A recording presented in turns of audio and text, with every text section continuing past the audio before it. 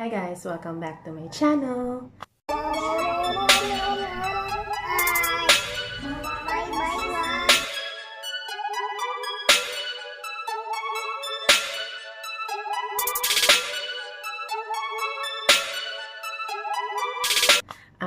am Momshie Christie.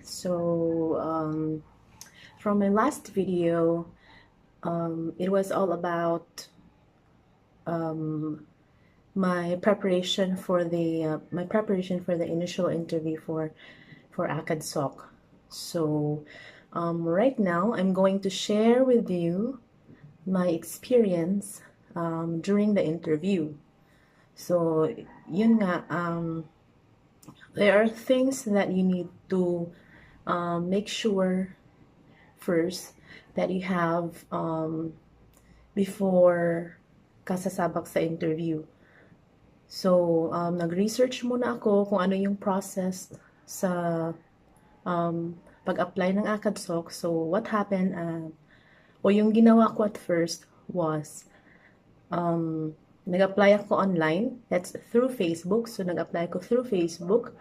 And then, I think after a week or two, I received a text message that asking me for my preferred interview via Skype. So, I answered the text message. Sinabihan ko sa preferred schedule ko. And the HR who contacted me gave me a schedule. She gave me the schedule time, the date of the initial interview. And so the first time I was not able to attend that interview, that scheduled interview kasi merong mga conflicts sa schedule ko. So I just texted the HR and also sent an email kasi nga before ako nagsabi na hindi ako makapag attend ng interview that first time, the HR already sent me a notification email regarding the details. So yun, I sent a text message and an email na magpa-reschedule ako sa time ko na nasa bahay ako after ko ma-check lahat ng mga tools and equipment. So yun. So nagpa-reschedule ako the second time. And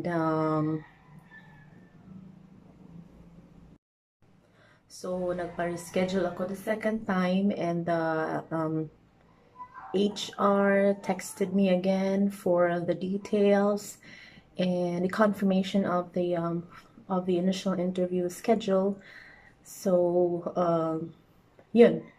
Yung nasa bahay na ako before the interview, I already checked all my tools. So you have to ensure that you have a good camera or a web camera. You have to make sure that you have a good headset. So it doesn't matter na hindi mo na importante na bibili ka ng mamahalin na headset for as long as it's working. So saka ka na lang bibili ng mamahalin na headset o yung talagang noise cancellation headset pag tapos mo na sa lahat ng mga steps. So sa part ko, since my husband and I are planning to have this home-based job na lang kasi nga we need to have to spend more time with our family. So bumili kami ng good and working headset. Next, so yun, dalawa. And then the third is you have to be on your designated or your gusto mo kung sa yung workstation mo. So you have to be on your desired workstation na kung saan ay maganda yung background mo, plain yung background mo, and yung hindi masyadong marinig yung mga ingay sa labas ng bahay. Yun.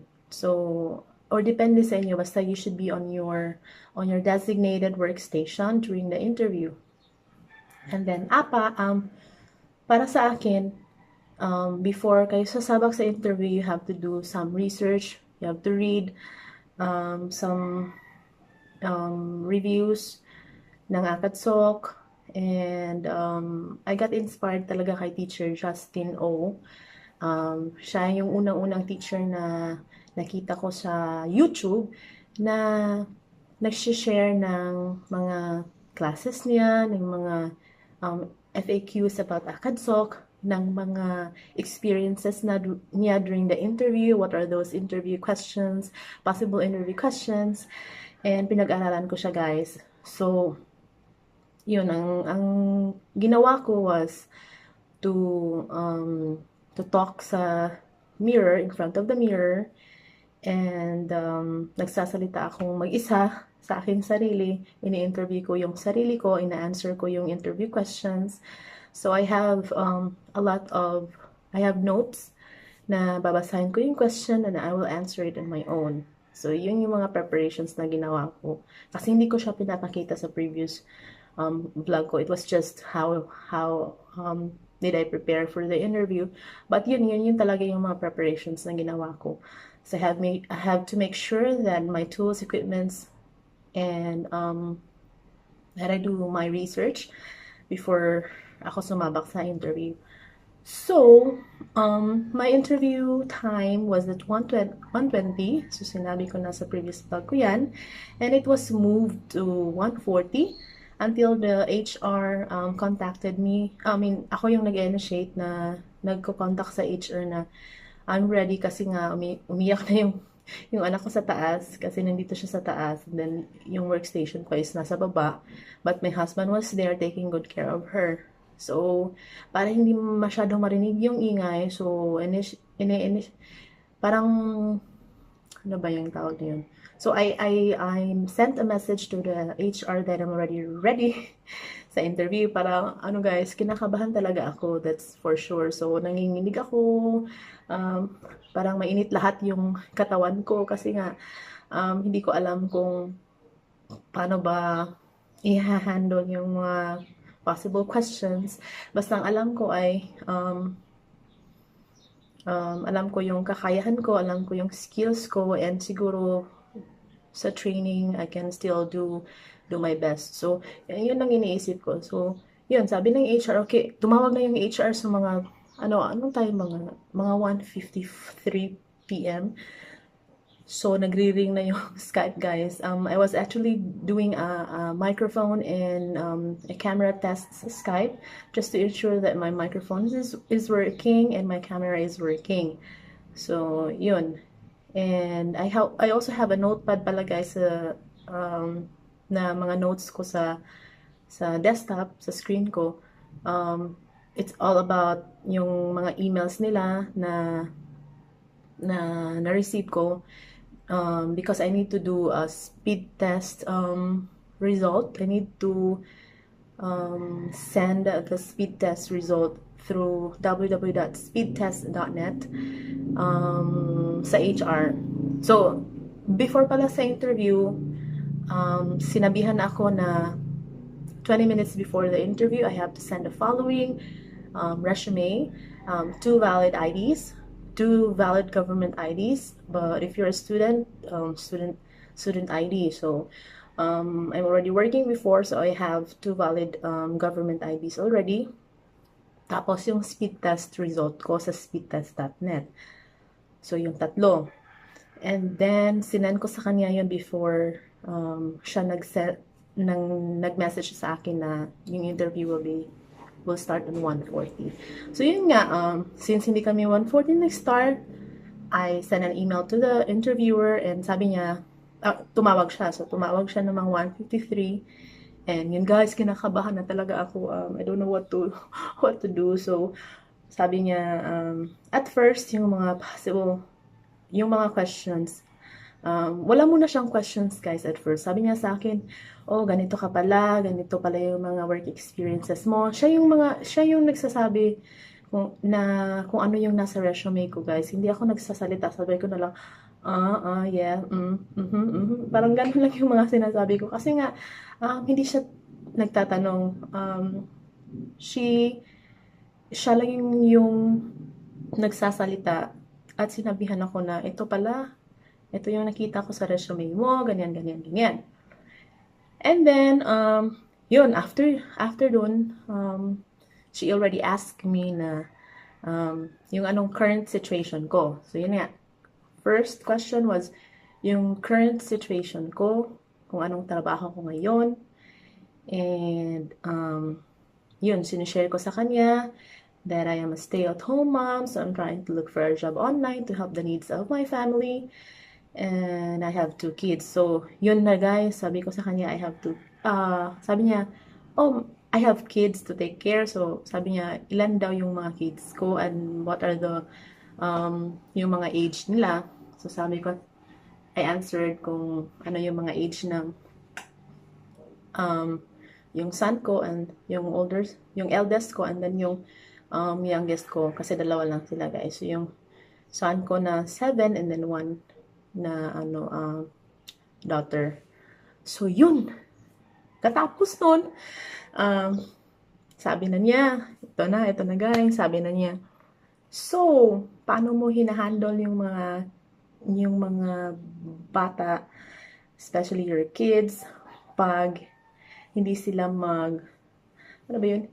If they won't listen to you every time na magti-teach ka sa kanila, yung parang ganon, yung how do you handle little ones or little kids. Yun nga, so I answered that question. So, chika-chika guys, yung nalalaman ko, yung ma-experience ko sa mga kids ko, sinabihan ko siya. And then, yun, the conversation started that kind of question. And, sumunod na yung, ano ba yun? So, sumunod na yung how do you handle teenagers? Kasi nga, yung mga students nila are not just kids. So, they also have teenagers and adults. Which, alam ko naman yun guys, in the first place nga kasi nag-do ako ng research ko. So, kinakabahan ako sa question na yun. But I answered naman guys. I answered yung differences ng pagtuturo ng kids, ng teenager, and yung adults, yung parang ganon.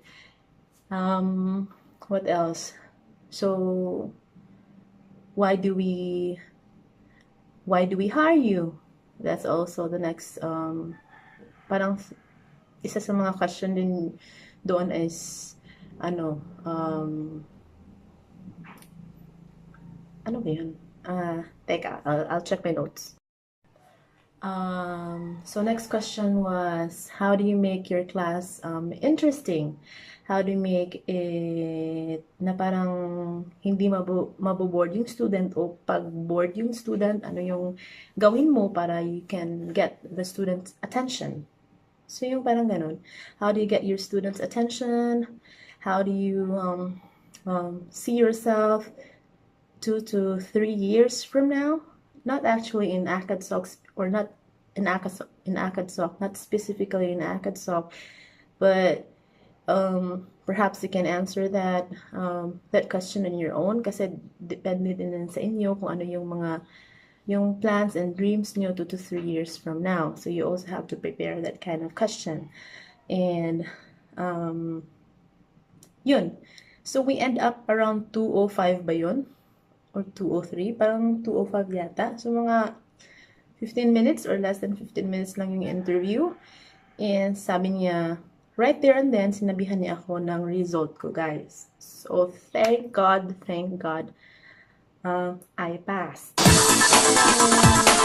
sabi niya, so yung parang, yung conversation namin, after those questions, sabi lang niya na, okay, so ganito, ganyan, and then, for this interview, you passed. Parang ganyan. Yung parang, pag sabi niya pass, guys, parang, tumingkad yung balahibo ko, yung hair ko. So, sabi niya, you passed. And then, just wait for an email from our HR regarding my training. And she also asked me, guys, if okay lang ako sa schedule na 6 p.m. to 11 p.m. and sino yung magbabantay sa bata. And nandiyan naman yung husband ko na magbabantay sa time na yun. So, yun. I just answered, yun yung answer ko sa kanya, guys. And then, after that, sabi niya, just wait for the email. And kasi sabi niya pass, guys. So parang after that, hindi ko na nakuha yung yung mga sinasabi niya. Parang email lang talaga, pag-send lang ng email, parang ganun. So what happened? Yun, the call ended and then sabi niya, thank you for your time. Sabi ko, thank you so much. Parang ganyan. And then the call ended na, guys. So yun yung interview experience ko. And by the way, take note, yung interviewer ko, guys, ay isang Amerikana. Paano ko nalaman? Yung accent niya. Kasi, yung experiences ko kasi, guys, it's 7 years ng BPO company o call center industry. So, I am not bragging, guys. Alam ko yung accent ng isang Amerikana at isang Pinay. Tapos yung profile niya sa Acadsoc, guys. She's also from United States. So, yun nilagay niya. So, isa talaga siyang Amerikana, guys. And then, yun nga, I got scared at first. And then, as the interview goes on, parang okay lang naman siya, guys. Talagang nanginginig pa ako right after. So, yun yung experience ko. You may experience the same question or different questions. But, for as long as you are true to yourself, yung parang confident ka, guys, na i-answer mo talaga yung question sa abot ng makakaya mo, sa abot ng knowledge mo, yun. Just be true to yourself and then answer the questions kung ano yung nasa puso nyo, ano yung experiences nyo, yun lang naman yung panlaban dito, guys. So even if you don't have any experience, just share also that you don't have any experience but you're willing to be trained. Yung parang kanon. So just do your research, watch some YouTube videos as well. That will help. So hopefully, guys, magti-training na ako and then after that, sabi nila demo class. But hindi pa ako nakapag training. So I'm just waiting for the email from the HR and then let's see. And i-share ko pa din sa inyo yung mga experience ko. So I'll see you guys on my next video. Don't forget to like this video. Subscribe if you haven't subscribed yet, okay? See you in my next one. Bye.